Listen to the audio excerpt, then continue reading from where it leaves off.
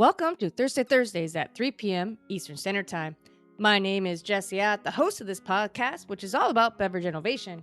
I talk with innovation pioneers from agriculture to glass. This week, I'm speaking with Deborah Brenner, social entrepreneur, founder, and CEO of Women of the Vine and Spirits and Diverse Powered Brands. Deborah spent 20 years in TV and technology, and on a road trip to Napa and Sonoma, she became enamored with the women winemakers excelling in a male-dominated field. She was so taken by their stories, she wrote a book about them called Women of the Vine, Inside the World of Women Who Make, Taste, and Enjoy Wine, which is a Wine Spectator critical read. Little did she know it would become the precursor to her two organizations she has today. Deborah launched the Women of the Vine and Spirits Foundation in 2017 to further foster education and increase pathways for more women to enter or excel in the industry. Launched in 2023, Diverse Powered Brands is the premier centralized B2B global marketplace connecting diverse-owned, diverse-led, and diverse-made brands to buyers, wholesalers, and supplier diversity managers across the beverage, alcohol, and hospitality industry. I am so thankful for Deborah's contribution to women and our DEI initiatives for our industry. It's amazing what one person in a room can do for so many people. Thank you for listening, and be sure to subscribe to be notified of all new episodes. Welcome, everybody, to Thursdays at 3 p.m. Eastern Standard Time. My name is Jessie Ott, and I am super excited. I have Deborah Brenner here from Women of the Vine. How are you, Deborah? Wonderful. Thank you so much, Jessie, for inviting me here. Oh, it's such an honor for you to be able to take the time to sit down with me and talk about what you're doing. You've had a very busy year, and I can't wait to get into it. But congratulations. That's very exciting. I'm super excited for you and your team. Thank you. Yes, it has been busy, and I can't believe we're going into 2024 very shortly. I know. This year went so fast. It was such a big transition year.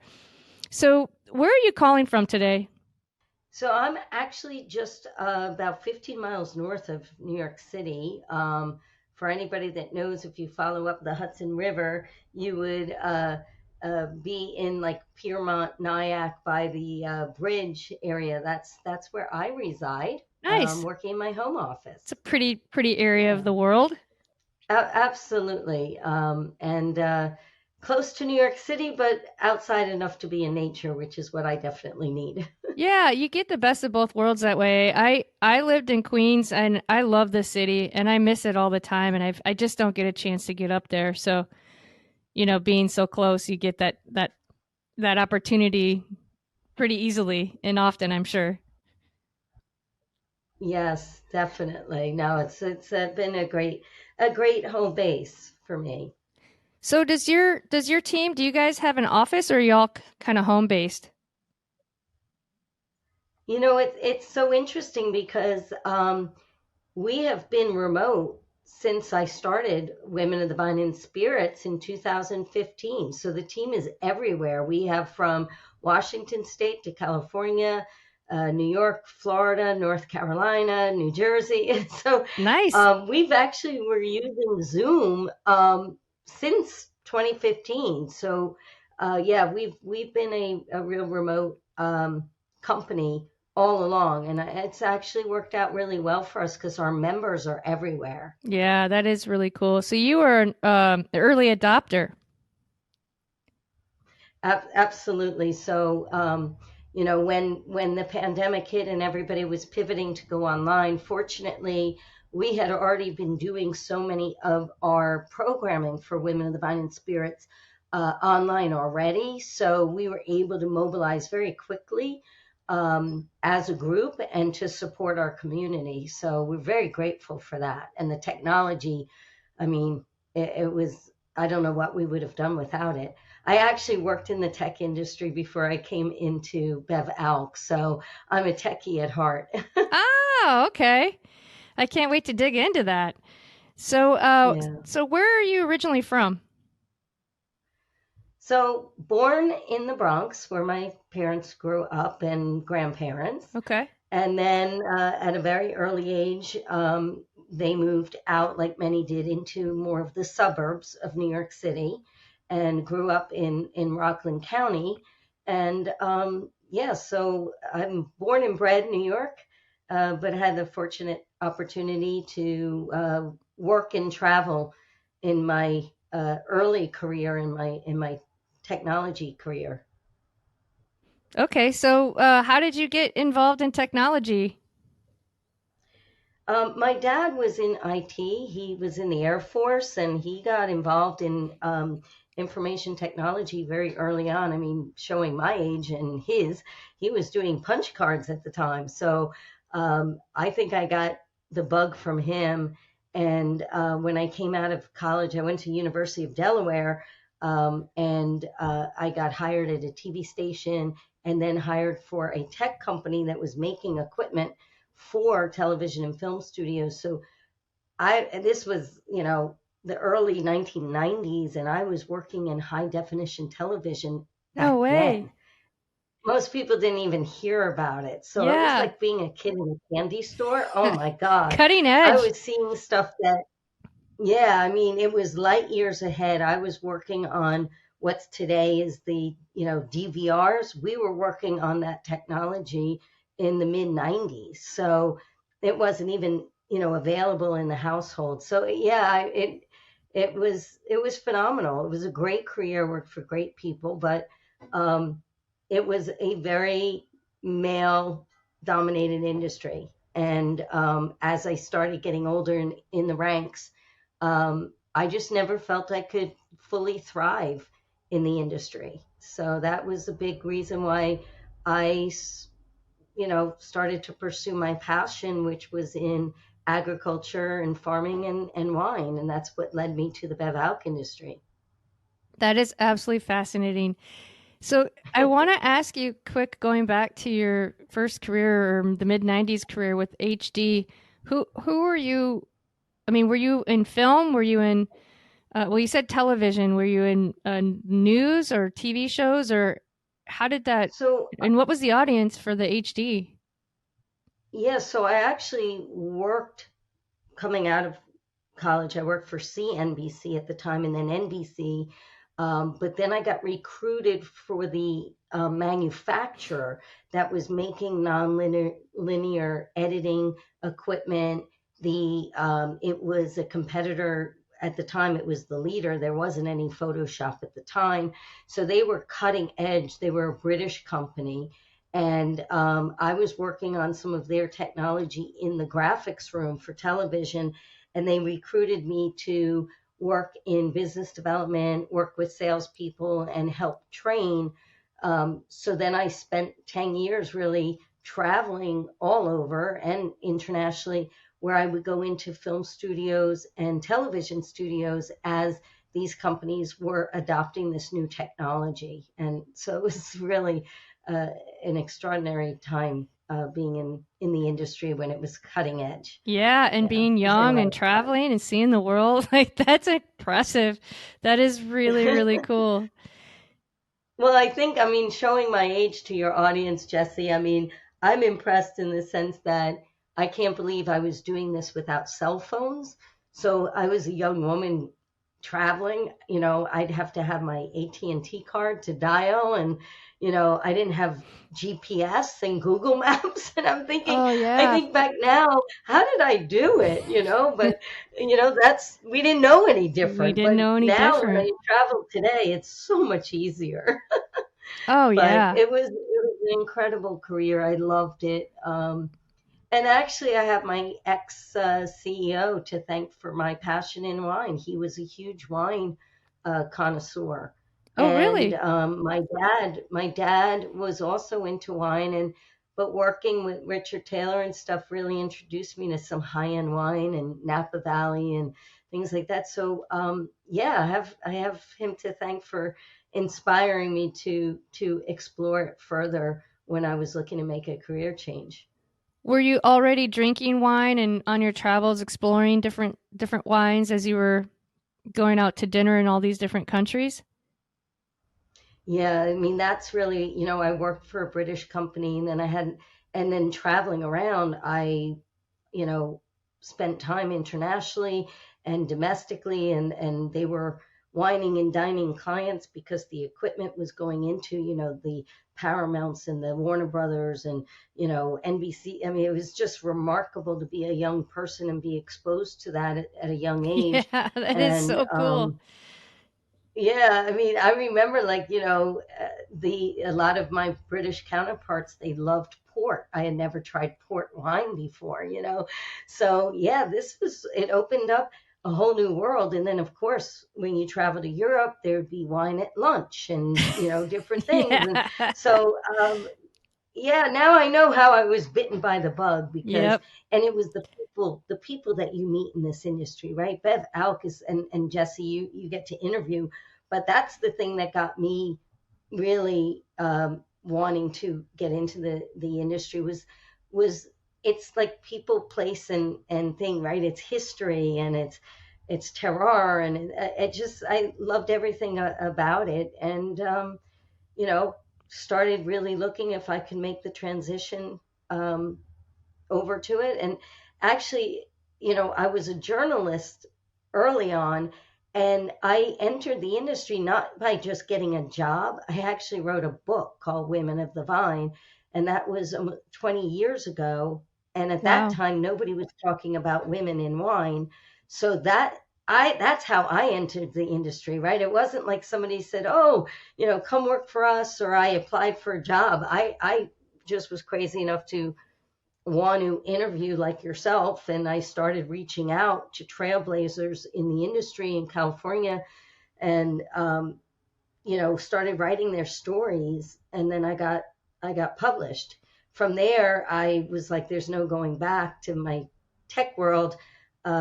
I started actually marketing and helping them sell their wine here in the New York and New Jersey area. So um, put on my sales hat, started working with wholesalers, worked on and off premise, and that was really the start of my career back in 2006, 2007, I guess. So that is fascinating that you wrote a book on these women, that you were so intrigued with the wine industry that you were kind of having your own struggles within your own industry, and you write about the ones that are in wine, not your own, which is very interesting to me. But I guess it was probably for you to look outside to a whole new industry that you were very much intrigued with, and probably knew to some degree that was gonna, like, it was a direction you were gonna go, and that was your bridge maybe to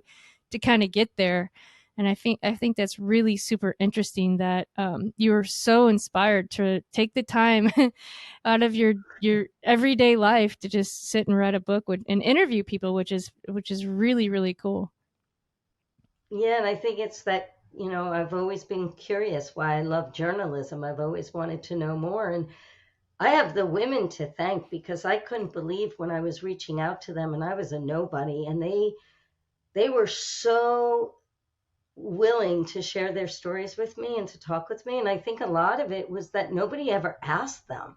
Yep. 20 years ago, nobody was picking up the phone and calling some of these incredible trailblazers in the industry, and here I was just reaching out to them saying, "Listen, I want to tell your story. I want the world to know your story." And at that time, people really weren't even looking at it. So I think for them, it was a way for them to also celebrate their own success because nobody had really asked them. And then when you tell your story, you realize, like, wow, I can't believe I accomplished that, you Yep. know? And that was, I think, the most proud moment for me, and why I knew I had to continue championing the underrepresented, which 20 years later led me to start Women of the Vine and Spirits. And then recently, this April, I started a new, company with Diverse Power Brands. So I think it's always been kind of in my blood to want to put the E in equity for diversity, equity, inclusion, just helping to level the playing field and give people an opportunity to be seen and heard.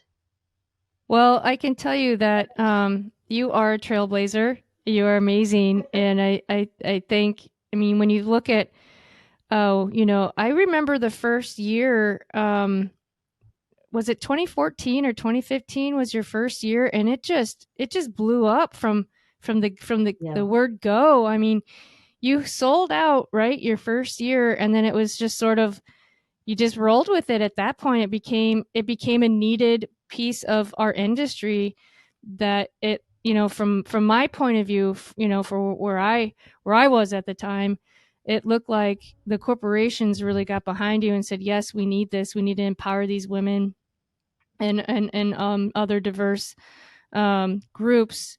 And you're like, yes, I got you, like, I'm gonna do this. Yeah. We're gonna roll this with this and Yeah. do this together. Absolutely, Jesse. I mean, I'll be honest with you. And you interviewed Ben Salisbury. I mean, I had a conversation with Ben.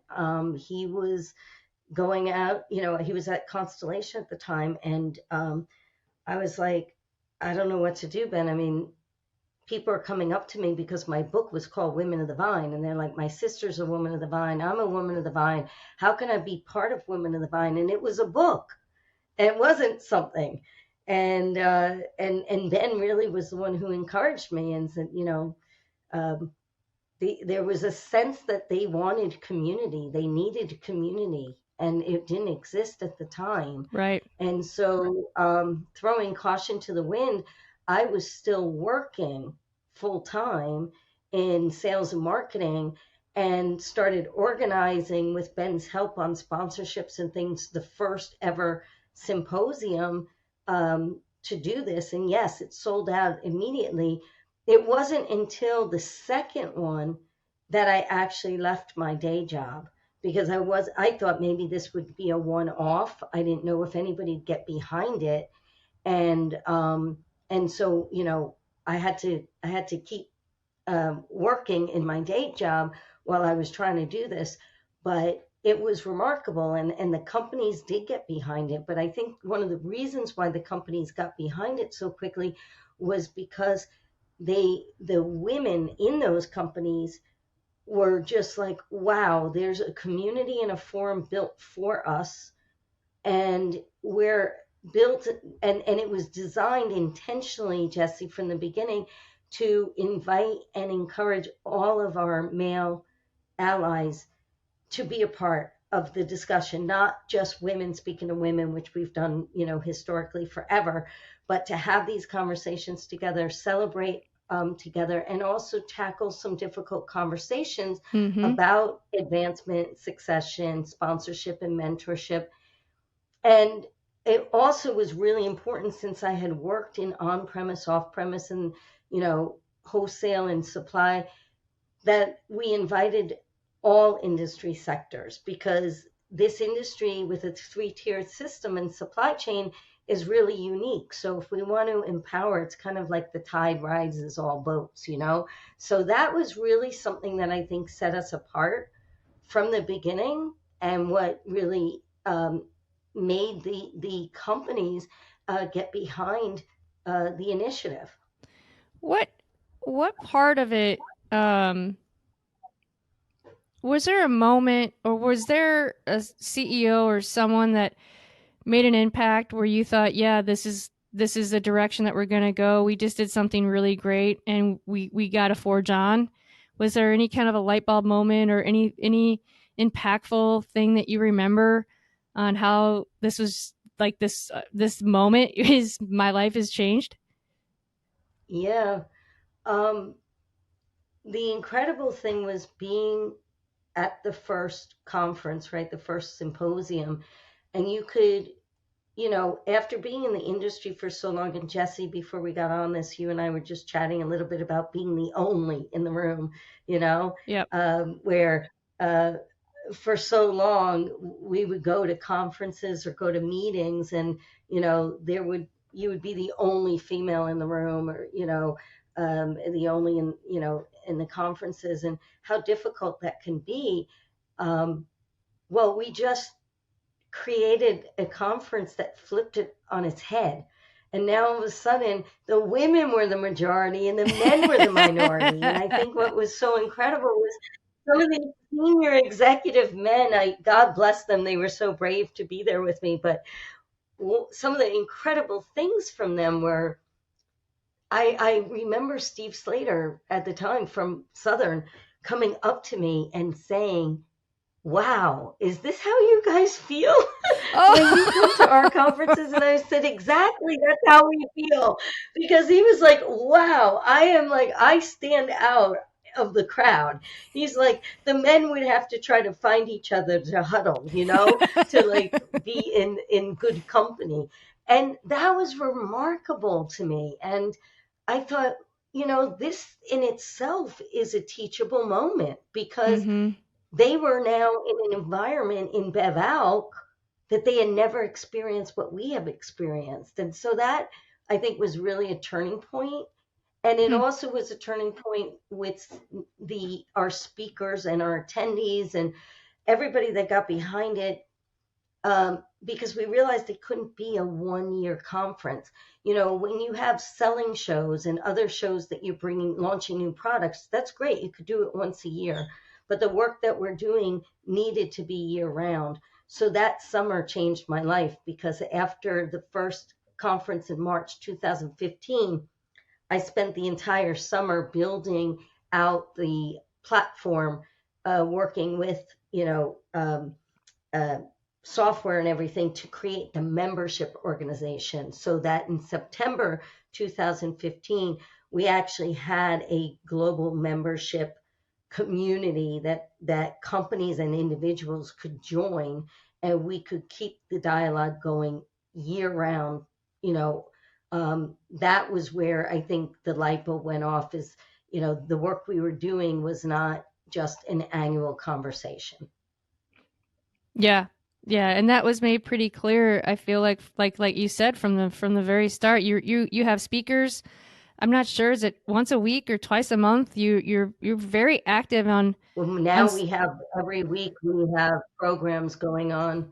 Yeah. And the programming is designed to really satisfy women in the Vine and Spirit's two pillars. Our main pillar, of course, is diversity, equity, and inclusion, and just, always looking to have our members take off their competitive hats for the greater good of the industry, right? So we share a lot, we educate, we learn, best practices, how we could be doing things better, what can the industry be doing. And then the other pillar is business development and innovation, because we're over 11,500 strong now in member. And That's great. the networking is phenomenal, and just being able to have a community where we can network and share, and that's the number one thing I think that women often lack, is to build your network, Yep. um, to help you in your career. And it's not about changing jobs, it's about doing your job, right? And because who allows you to have more opportunities in the job that you have. So it's not about, you should not only be networking when you're thinking about making career moves. You should be networking 24/7 to increase, your productivity and your success in whatever you're doing. Yeah, I think there's always an element of learning at all times. You can always learn, more about yourself, whether it's career wise or you want to learn a new skill, just because, or for me, that's the interesting part of life is what you can learn, and then what skills you can learn to kind of implement and see that success, which is, I think kind of along the lines of what you're, alluding to. Um, Absolutely. And I always tell people not to underestimate the power of education, because more than knowledge, it's about gaining confidence. mhm. And I think especially in women, um, statistics show that women, on average, wait until they feel 90% qualified to apply for a job. And men will apply when they feel 60% qualified, because they're confident they can learn, on the job.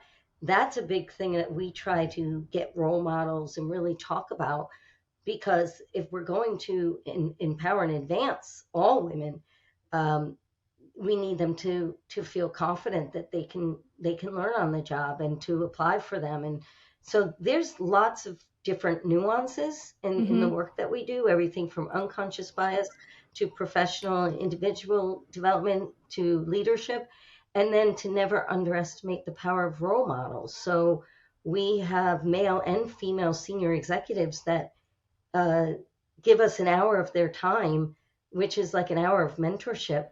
And I think that's one of our most popular series that we do. And Mm-hmm. that is really encouraging people to sometimes you got to step out of your comfort zone, right? Yep. But there's a whole reason why they call it a comfort zone, because it doesn't feel very comfortable when you have to step out. Yeah, no. Yeah, absolutely. But that's how you it's also what I've heard also about just health-wise and your brain, you need to you for longevity, you need to constantly be testing and training your brain new things because it's meant to, right? It's like when we get in these jobs and we're kind of doing the you know, structured position for years and years and years, you got to get out of that wheel because you're not learning, you're not growing, you're not challenging. And that happens also to a lot of us because it's not so easy to get a job these days. It's just kind of a weird environment. And I find too also that um, if you don't know a buyer and you're not already in some kind of like former or previous relationship with them, in terms of the sales side of our business, it's really difficult to get a job. I experienced that because I was in the military for 8 years, and I finally asked a manager. I'm like, well, what advice do you have for me? Because I'm stuck here. I know how to manage accounts and call them buyers. Like how does that work? So I hopefully with what you are doing and offering and having that connection to those CEOs and those leaders, that's kind of helping bridge those some of those gaps that at least I've experienced in our industry. Well, thank you for your service, Jesse. I didn't know you were in the military, so happy No, I just called Veterans on them. Day. I'm not that cool. I just sold Oh, okay. I products. thought you Yeah. were in the military. You called on No, the military accounts. I Got just, it. Got yeah, it. I sold them booze. That's all. There is fun. Oh, It's a no, great but that's, experience. yeah, but, well, you bring up a good point about the barriers to entry, right? And the barriers of growth. That's a big thing that, um, because the pressure in sales, especially in this industry and Yeah. the highly competitive nature, um, these are the things that could be barriers to advancement. And and also there's many other barriers, right? And a lot of advancement is that a lot of when we talk about diverse candidates, not they may not have had the experience to run a P&L, to manage a P&L, to manage budgets and other things. These are things that we do have those conversations and also try to provide educational outlets for our members, because they are some barriers that could prevent from getting promoted and also from getting hired. But yeah, the industry has uh, been changing over the last 10 years dramatically from when I started 20 years ago. There's more and more consolidation that's Yeah. happening and mergers and acquisitions. So, really, to your point, right, is how to stay current and how to make sure. And there's a lot of turnover. So, even like myself, I had all these contacts with certain buyers and now they're gone or in other departments. And I'm like, oh no, there's a lot of movement. Mhm. Yeah, it could be challenging. Yeah, for sure. So, have what are some of the key mentors or any kind of resources or anything that you want to talk about that kind of helped you with this transition and kind of helped you build these two different platforms?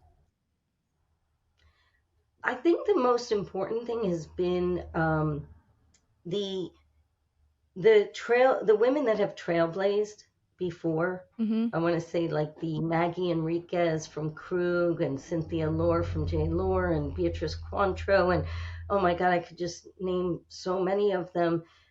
Um, the Marilisa Allegrinis and Chiara Soldatis and Laura Catena.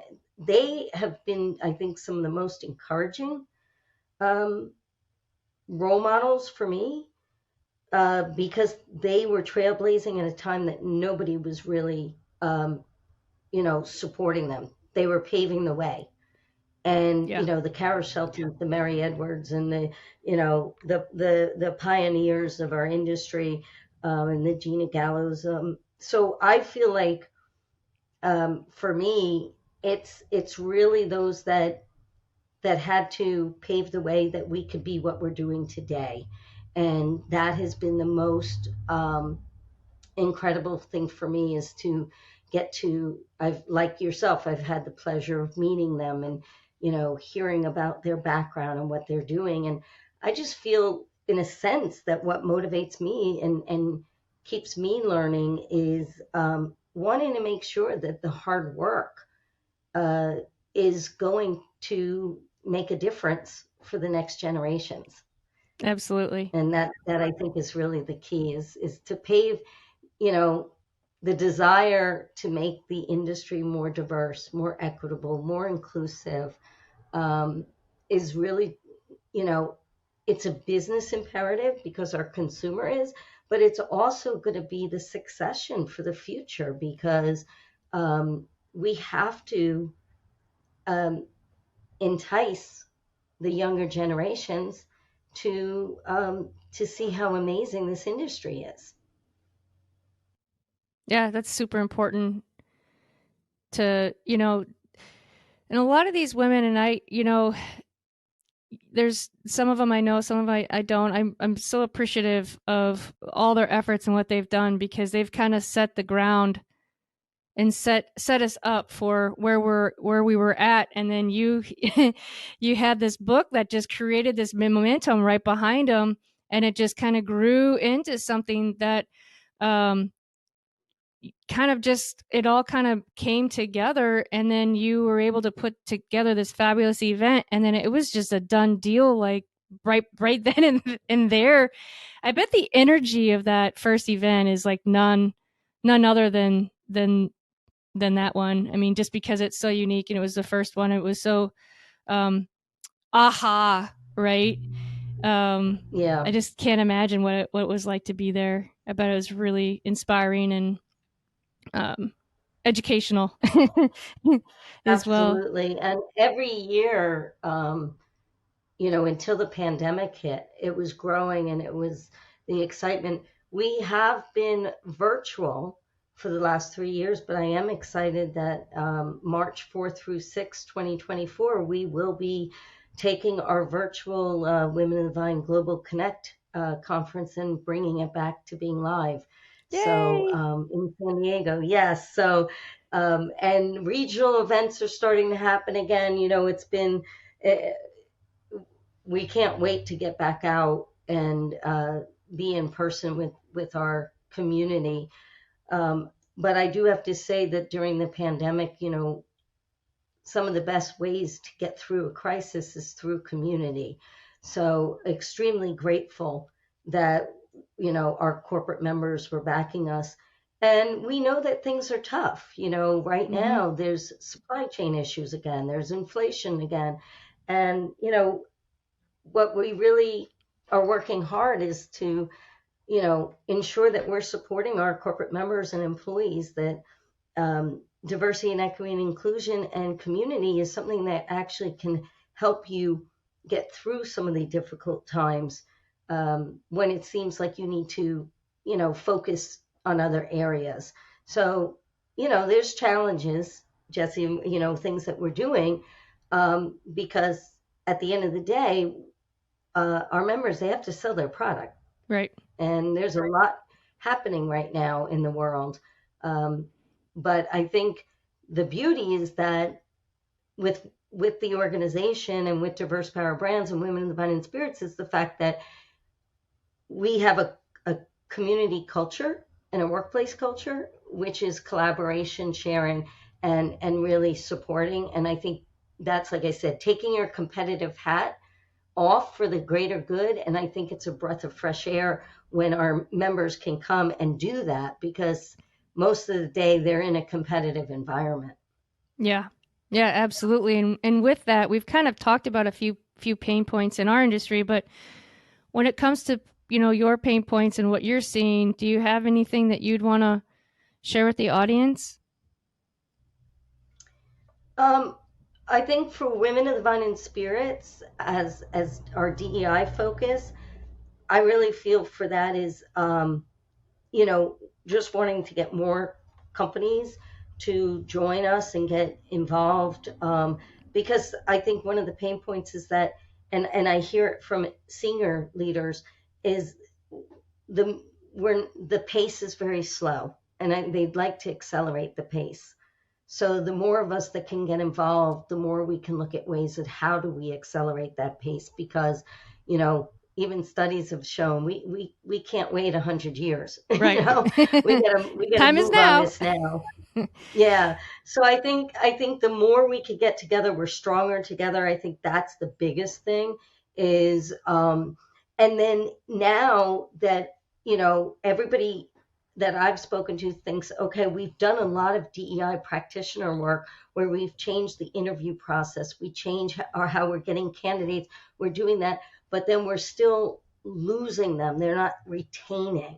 So I think now we're ready to take our work into the next phase, which is company culture, industry culture, right? Let's Yep. now address the culture, because that's what's going to change for people to feel included and to retain them, not just to recruit them. So I think that's a big of our next step of really getting people to say, have you done a deep dive? You're doing great things with unconscious bias and resumes, but what about now what's happening internally for retention?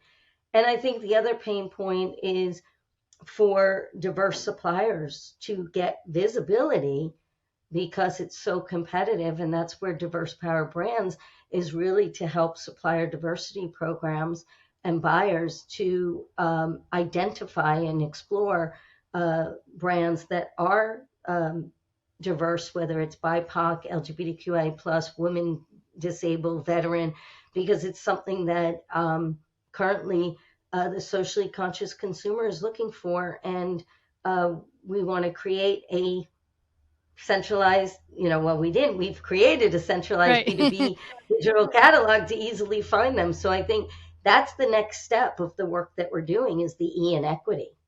And then, So of course, our foundation, which we just awarded scholarships, which, nice.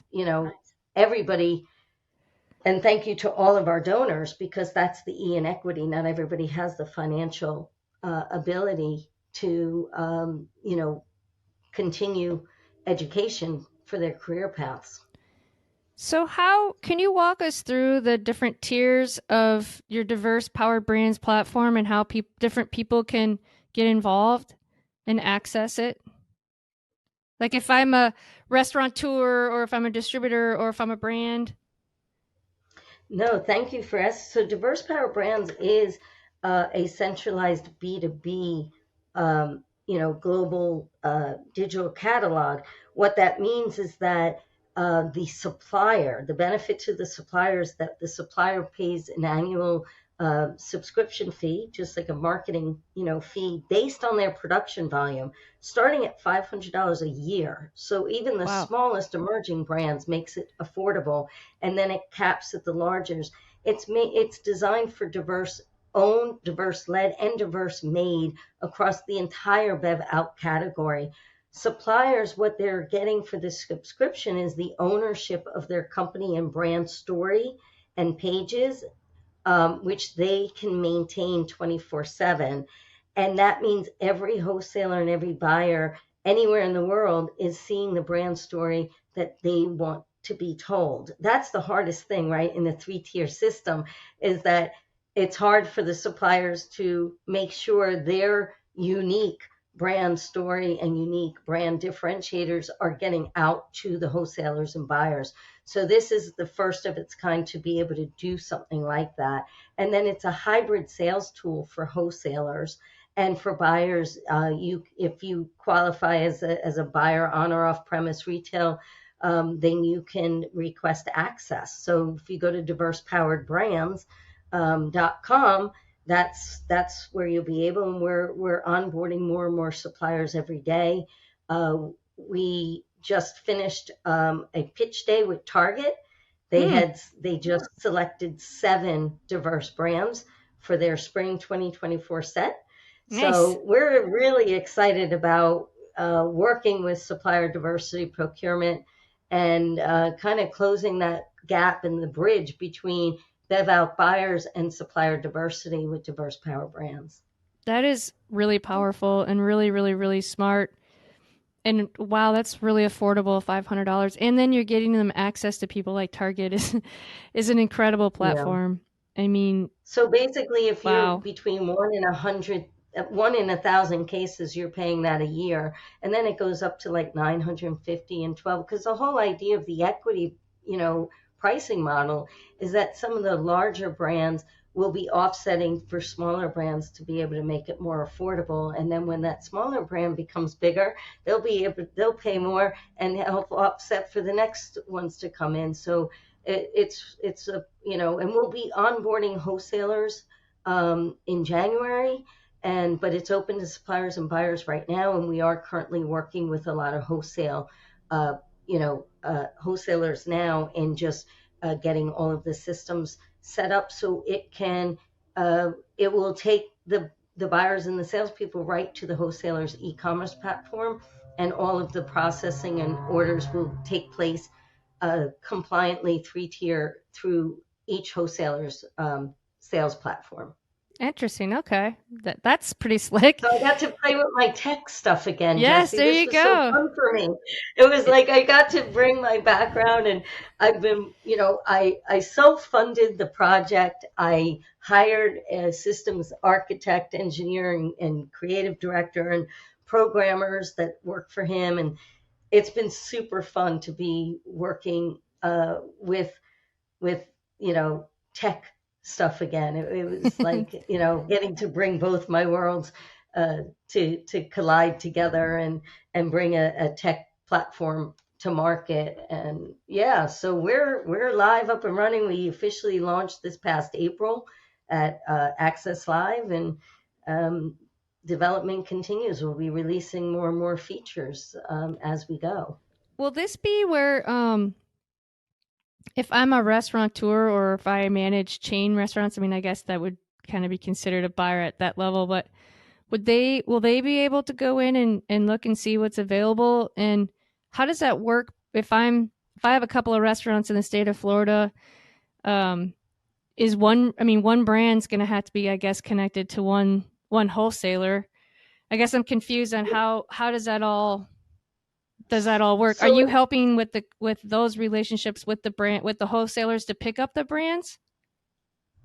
So good question, Jesse. So two things. If you're a buyer that, brand manager, I'm sorry, buyer, bar manager, on or off premise, if you have a single unit or multi-unit or chain, you can simply go to Diverse Power Brands where it says, a buyer access, or if you're a supplier diversity procurement manager, so you may work for like a Costco or a Walmart or Target that's supplier diversity, you can request access. We ask some questions to make sure, we that preserve the integrity that you are who you are. Right. And then you can have access to explore the catalog to discover and learn about these products. For Very each one cool. of those brand pages, the supplier has their wholesaler. So if you're with any wholesaler or self-distributed, all of that will be on your brand pages. And we do have a demo that you can watch a demo on the website as well. We do have a section in the brand portfolio that says I'm distributed in Florida, but I'm also seeking distribution in Ohio or Illinois or whatever. And that is because if wholesalers are looking as well to explore brands, they'll see which brands are looking for new markets. So it really is connecting the whole three tiers. So Wow. we have suppliers that are seeking wholesalers. So like when we did the Target pitch day, Target actually utilized diverse power brands to discover, research, and select. They selected 13 companies.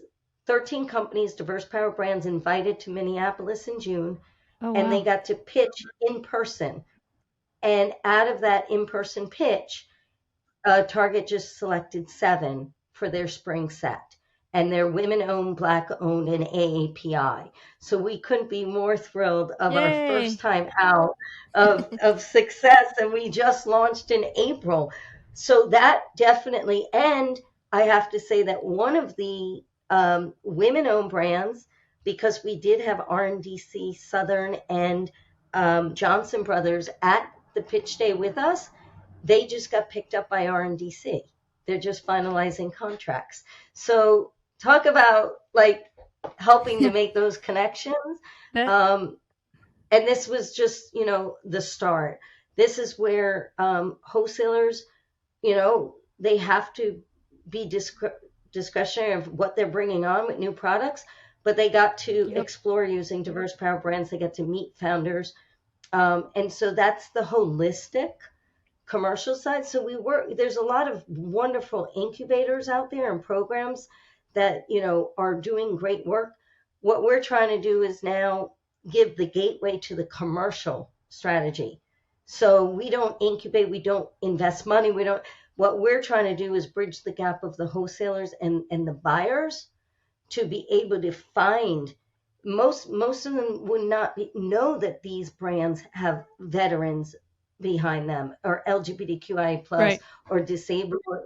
And it's not easy for in one stop shopping all under one platform to discover them and their brand stories and their founder stories. So that's what diverse power brands, so Women in the Vine and Spirits filled a void where the industry needed a forum for conversations about diversity, equity, inclusion, business development, and we're so pleased we were able to create that. Now diverse power brands is filling a void where supplier diversity procurement have big goals that their companies have set for them to spend, and bev out buyers are trying to find brands that are going to resonate with their diverse customers.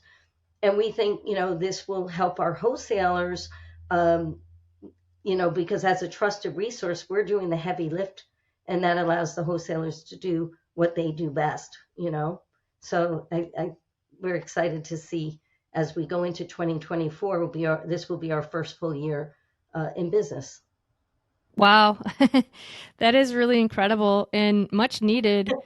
And we've talked on this podcast several times about the challenges that these smaller brands face trying to get distribution. I mean, you look at the RNDCs and the Southerns, and they're a national presence. They're a bigger kind of a bigger brand, if you will, kind of a powerhouse, a turnkey operation. And it's really hard for these smaller brands to try to get attention. I've done it. I've been through it. I've tried, Yeah, importing. It's really, really hard, and to get that time in front of them. And so this kind of puts you out there already in front of them with your story. absolutely.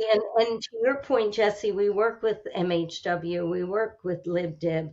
We're thrilled to see that there's other three-tier compliant ways to get brands to market, Great. That's because fantastic. and then of course smaller wholesalers as well, right? A Mm-hmm. lot of small wholesalers that we want to work with, and there's also diverse owned wholesalers that are small, that are out there, that are women owned or minority owned. So yeah, we also think this is a going to help educate smaller brands that there's other three-tier compliant ways to get to market, and then utilize diverse power brands as a way to get visibility that you normally wouldn't be able to get. Yeah. And I think that's the key. If I was selling my brand again, I easily could walk in. If I was a supplier and I was on diverse power brands, I could walk into any of my local on or off premise and say, how about we build a diverse program together? How about dedicating a shelf space that you can have my brand and look at all these other diverse brands and diverse power brands, and that's going to help me sell my brand because I'm going to be amongst a shelf. Or maybe Right. we create a cool wine list or a cocktail menu that has, all diversities and things. That's my vision, right? And so I want the suppliers, don't just think that it's going to go through wholesaler or buyer. Use it also as your selling tool. Walk in and help some of your smaller on and off premise create unique offerings that's going to separate them from, the wine sales in grocery or your big chain, because a lot of the small mom and pop, you know, um, wine and spirit shops have incredible following. And Right. now they can offer something unique to their customers, or your restaurants can offer, or if you know that you have a VFW down the street, go in and show them all your veteran owned Absolutely. brands. I love that. So that's how I envision diverse power brands. I want it's a sales and marketing tool Yep. that never existed in BevOut before. No, 100%. Well said. I know you have to go. I do have a couple of questions. Maybe I'll email them to you if you want to respond. I can just kind of talk about it at the end of the podcast. But Absolutely. I'd be more than happy to. thank you so much, Deborah, for taking the time. I know, it's busy season for us, and I just really appreciate it. Happy holidays to you and your family and friends, and I wish you all the best. Thank you. Happy holidays too. Thank you so much for inviting me on your podcast, and I'll be more than happy to answer anything else and hopefully come back on someday soon. I feel like we Thank didn't you. even get halfway through so much. There's so much to We're gonna have to talk do about. another one. Yeah. Yes, well, Thank we'll you, see you in Jesse. I really 2024 then. appreciate it. You got it. Okay, Thank you. alrighty. Thank you. Okay, bye-bye. Bye. Next Thursday, I'm speaking with Todd Bellamy, founder and brewer at Farther Star Sake, based in Medfield, Massachusetts, located in the Boston area. Todd has spent a great deal of time in Japan where his love for sake began. He was a sword-making apprentice turned intern at Asahi Shuzo Sake Brewing Company before working for Boston Beer Company for 8 years. He then jumped over to sake again in 2014 and has never looked back. He now owns a warehouse where he brews 2 types of sake and serves them at the taproom. In a strange land, their flagship Junmai sake is made with Yamada Nishiki, rice grown by Isbell Farms in Arkansas. It has fruit flavors and a peppery, medium dry finish. Mountains on the Moon, the flagship Nagori or unfiltered sake, is made from the same rice and is fruity and sweet with clean acidity. I love learning about sake and the new world of sake brewers outside of Japan, and Todd, well, he knows many of them. I'll be leaning in on sake next year, and I look forward to building my relationship with Todd and beyond. Kanpai! Tune in next Thursday and have a great week. This week's episode was produced by Fedora J Productions.